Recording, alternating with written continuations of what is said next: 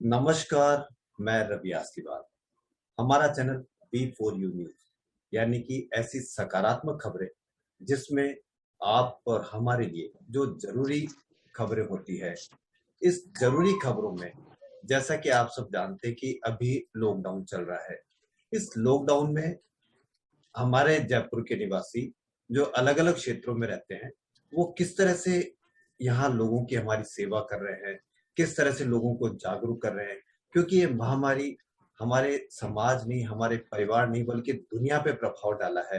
तो ऐसे ही आज हमारे साथ एक मेहमान जुड़े हैं, उनसे सीधी बात करेंगे कि उनका एक तो एरिया कौन सा है, वो उस एरिया में किस तरह से लोगों की सेवा कर रहे हैं। तो उनसे हम बात करेंगे। तो आपका हमारे चैनल पे स्वागत है सर। और पहले अपना नाम बताएं और ये बताएं कि आपका एरिया कौन सा है सर जयपुर में। सर नमस्कार, मेरा नाम नरेंद्र सिंह शेखावत है और वार्ड नंबर 10 मेरा कार्य क्षेत्र है। और ये आपका बड़ा 5 नंबर थाना वीके सिक्कर रोड पे, ये जो मेन सिक्कर रोड पे 5 नंबर थाने का एरिया है, उसके सामने वाला पूरा एरिया मेरा है। तो सर आप ये बताएं कि आपके एरिया में किस वर्ग के लोग ज्यादा हैं और क्या आपको सेवा करने का मौका मिल रहा है, क्योंकि ये सबसे बड़ी सेवा करने का मौका मिल रहा है। लॉकडाउन रहते हुए, बीमारी रहते हुए आपको इस फील्ड में इस वक्त भी उतरना पड़ा, तो आप कैसी कैसी समस्याओं सर का इस सामना करना। सर समस्या मेरे वार्ड में सबसे बेसिकली क्या था, मेरे क्या है, अधिकतर 60% लेबर क्लास लोग हैं। मेरे क्या है, वीके इंडस्ट्री एरिया पास में पड़ता है, तो उसमें क्या है कि लेबर जो रहती है वो मेरे आसपास वाले क्षेत्र में सारे रहते हैं और सभी बाहर के लोग हैं, यूपी के, बिहारी है, एमपी के कई लोग हैं। अभी क्या है कि सबसे बड़ी तो एक तो खाने की समस्या उनके सामने आ रही है, क्योंकि रोजगार नहीं है तो अभी काम नहीं। ये तो खाने के साथ साथ एक चीज और है, हम लोग क्या कर रहे हैं अभी, तो जैसे हम खाना भी दे रहे हैं उनको, राशन भी दे रहे हैं। अभी क्या है कि एक राशन कार्ड, भारत सरकार का जो राशन कार्ड है, उसमें क्या है 13 शर्तें रख दी कि आप है ना, आपका लिंक उसमें खाद्य सुरक्षा से लिंक होना चाहिए, आपका भामाशाह से जुड़ा होना चाहिए, पेंशन मिलनी चाहिए। ऐसे कई वो 13 पॉइंट में से कोई भी एक पॉइंट उनका होना जरूरी, तभी राशन मिलेगा। तो इस कोरोना काल में मैं ये आपके माध्यम से कहना चाहता हूँ कि जब तक लॉकडाउन रहे तब तक इन शर्तों को हटा दिया जाए और सभी को राशन दिया जाए जिनका राशन कार्ड बना हुआ है। तो सर जैसा आपने बताया कि आपके एरिया में 60% करीब मजदूर वर्ग रहता है और बाहर के लोग बहुत हाँ जी। ज्यादा निवास करते हैं। तो इस लॉकडाउन में उनका क्या पलायन हुआ पिछली बार की तरह, या वो अपने एरिया में रह रहे हैं? नहीं सर, अभी प्लायर कुछ कुछ लोग गए भी हैं, पर अभी क्या इंडस्ट्री, इस लॉकडाउन में इंडस्ट्री बंद नहीं करी, तो कुछ लोग यहाँ पर रुके हुए भी हैं। तो जैसे आप बता रहे हो कि उनको राशन भी बांटना पड़ रहा है, तो राशन में आप किस तरह से बांटते हैं, क्या क्या राशन में बांटते हैं इसे? सर 15 किलो आटा है, चावल है 2 किलो, 1 किलो तेल है, 1 किलो दाल है और चाय पत्ती, नमक।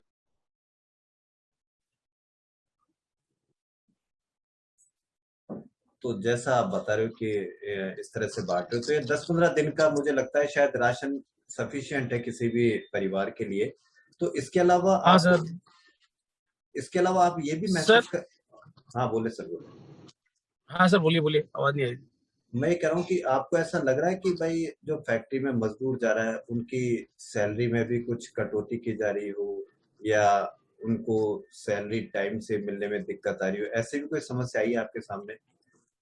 नहीं, अभी सर क्या है कि पिछले लॉकडाउन में भी ये माथापूरी चली थी थोड़ी सी, और मैं खुद यानी व्यापारी वर्ग से हूँ, जुड़ा हूँ कई लोगों से।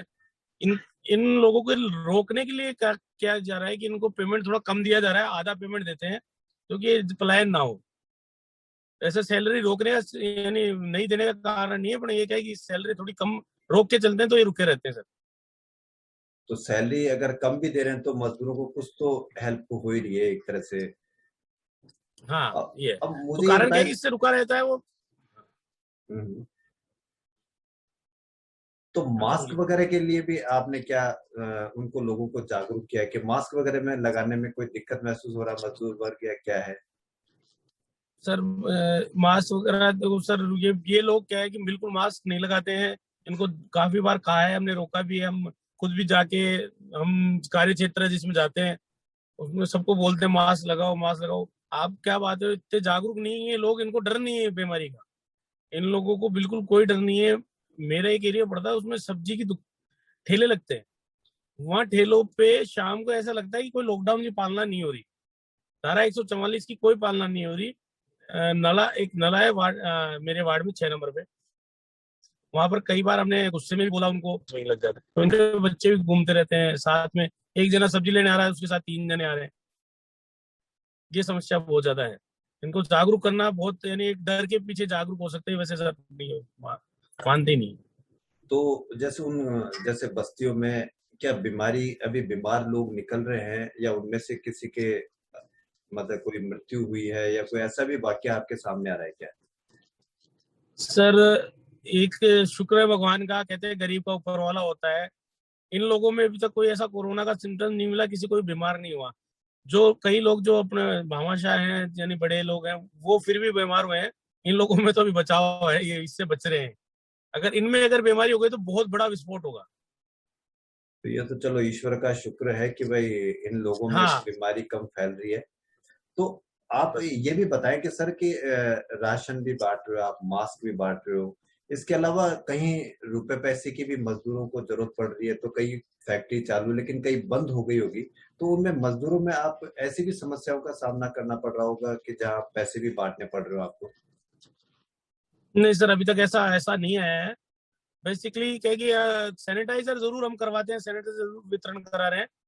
पैसों का तो ऐसा कोई पैसा भी मामला नहीं है। तो आप लोग कच्चे राशन की मांग आ रही है, बाकी ऐसा पैसे का कोई। तो कच्चा राशन आप घर जाके उनको देते हैं, या कहीं इकट्ठा करते हैं लोगों को कि नहीं भाई वहां से हम नहीं बांट सर, दिया करेंगे? सर एक मेरा नंबर दे रखा है, बेसिकली मेरी फेसबुक पे भी है। और जैसे ग्रुप होते हैं मेरे, व्हाट्सएप ग्रुप भी है। उनमें जिसकी घर का एड्रेस आ जाता है, उसको घर जाके हम राशन देते हैं। तो जब राशन उनको मिलता है तो वो आप मास्क लगाने के लिए भी कहते होंगे, तो फिर उनका क्या सर रिएक्शन रहता मास्क है? भी,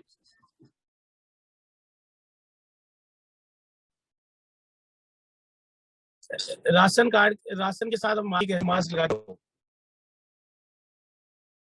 तो फिर उनका क्या रिएक्शन रहता है कि वो मास्क लगाने को इंटरेस्टेड रहते हैं, या क्या कहते हैं वो? नहीं सर, वो कुछ नहीं, मास्क थोड़ी देर में हम जैसे कहते हैं लगाओ मास्क, जब तो लगा लेते हैं। फिर थोड़ा देर में इधर उधर होते हैं, वो वही मास्क घर पे कोई लगाता नहीं। ठीक है, मास्क को लोग आफत समझ रहे हैं, जबकि ये बचाव है।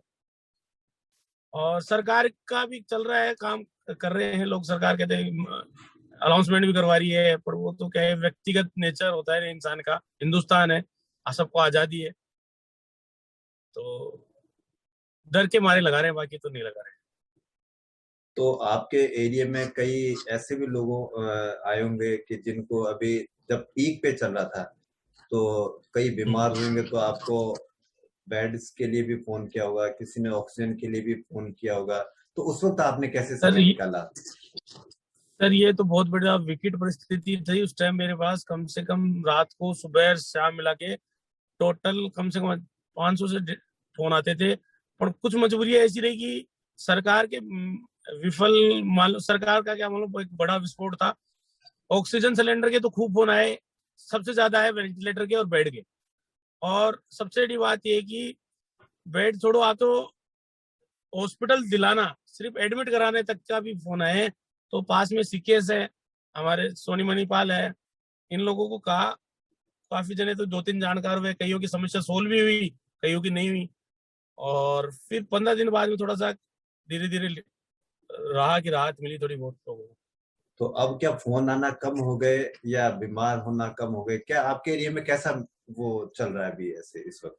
सर फोन आना बेसिकली कम हो गए हैं। अब ये कारण एक हो सकता है, एक तो आदमी डर रहा है कि मैं हॉस्पिटल में जाऊंगा तो मंगा हाथ तक है मेरे को ये। और जिस हिसाब से कम हुआ है ना स्तर, और ऑक्सीजन की कोई डिमांड नहीं है अभी तक, यानी 4 दिनों से तो कोई ऑक्सीजन की डिमांड नहीं। चलो ये भी अच्छी बात है कि 4 दिन से ऑक्सीजन की कोई डिमांड नहीं है। और आपके नहीं एरिया सर, में जैसे गरीब आदमी है, जैसे मान लो कि उस गरीब आदमी को कोई किसी हॉस्पिटल में जाने पे कोई अधिक पैसा इस तरह की कोई शिकायत आई हो आपके पास, उसको आपने दूर करने का प्रयास किया हो, आई है कोई ऐसी शिकायत? नहीं सर, बेसिकली क्या है कि जैसे वो आसपास के हॉस्पिटल में तो हमारा कंसेशन भी कर देते हैं, लाइफिंग मानते भी हैं, वो जो भी होता है, किसी को कुछ नहीं मिल रहा तो उसका थोड़ा बेड चार्ज कम करा देते हैं, जो भी दवाइयों में थोड़ा वो जो कम हो सकता है वो करवा देते हैं। तो लोगों ने आपको सपोर्ट किया, ये कैसा महसूस हो रहा है कि लोगों ने आपको सपोर्ट किया इस वक्त, या लोगों का रुख कैसा रहा आपके इस कार्य में? सर मानवता है, मानवता के लिए काम कर रहे हैं, ईश्वर ने इस लायक बनाया है कि जन सेवा कर सके।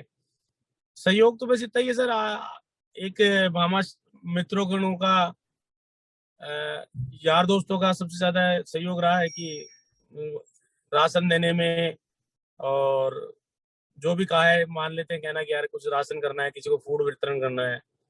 और आपको देखा जाएगा कि जयपुर शहर में हम 1,500 पैकेट बांट 1,050 पैकेट बांट चुके हैं अभी तक, यानी हर दिन बढ़ता गया, 100 पैकेट से चालू हुए थे हम, और 1,050 पैकेट हम बांट रहे हैं अभी। प्रतिदिन और अपने 1,050? हाँ, यानी भोजन है, और कोविड पेशेंट को घर जाके भी दे रहे हैं। अच्छा, कोविड पेशेंट को हमारा घर एक जाके भी दे रहे हो?